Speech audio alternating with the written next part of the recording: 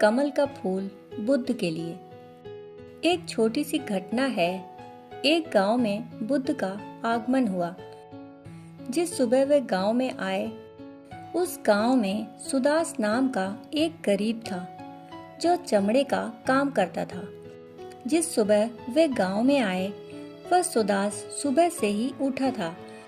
सूरज निकला था और सुदास ने अपनी झोपड़ी के पीछे जाकर देखा।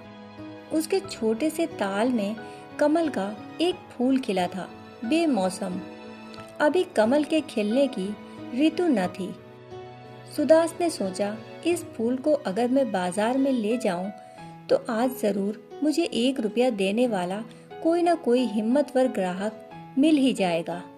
बेमौसम का कमल का फूल है, कोई न कोई तो खरीद ही लेगा।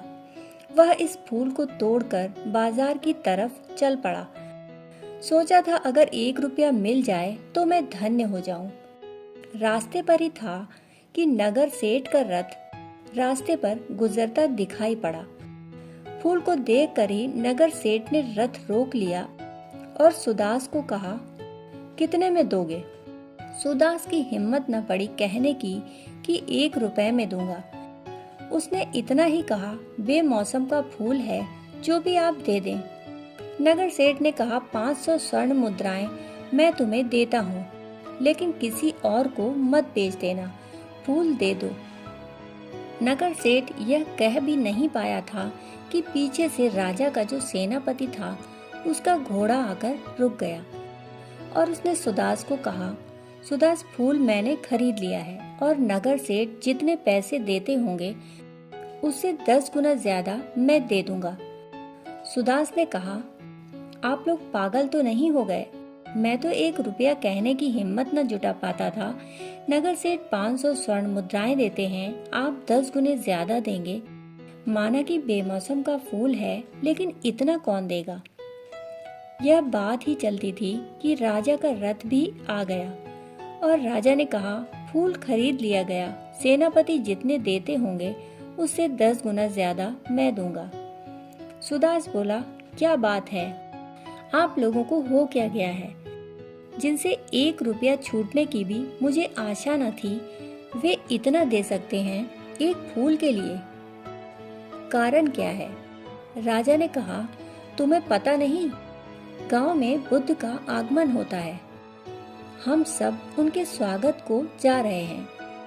मैं ही इस फूल को उन्हें चढ़ाना चाहूंगा। बेमौसम का फूल है, उनकी कल्पना भी नहीं हो सकती कि कमल का फूल भी आज कोई उनके चरणों में रखेगा। वह फूल मैं ही चढ़ाना चाहता हूँ।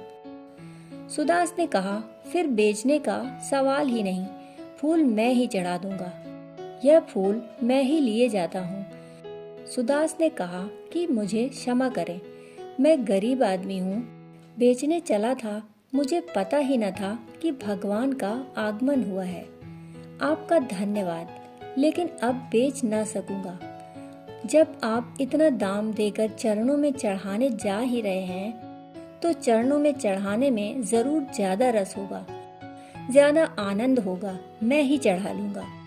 गरीब तो हूँ ही, तो गरीब ही रहूंगा। क्या फर्क पड़ता है? इतने दिन गरीबी में गुजार दिए, आगे भी गुजार दूंगा, मगर फूल सुदास ही चढ़ाएगा।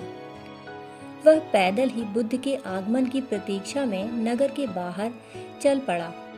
राजा पहले पहुंच गए, सेनापति पहले पहुंच गए, नगर सेठ भी पहुंच गए। उन सब ने जाकर बुद्ध को कहा, आज बड़े आश्चर्य की घटना हुई। गांव के एक दरिद्रतम जूते बनाने वाले ने किसी भी मूल्य पर एक कमल का फूल बेचने से इनकार कर दिया और उसने कहा कि मैं ही चढ़ा दूंगा। फिर सुदास भी आया। उसने बुद्ध के चरणों में वह फूल रखा।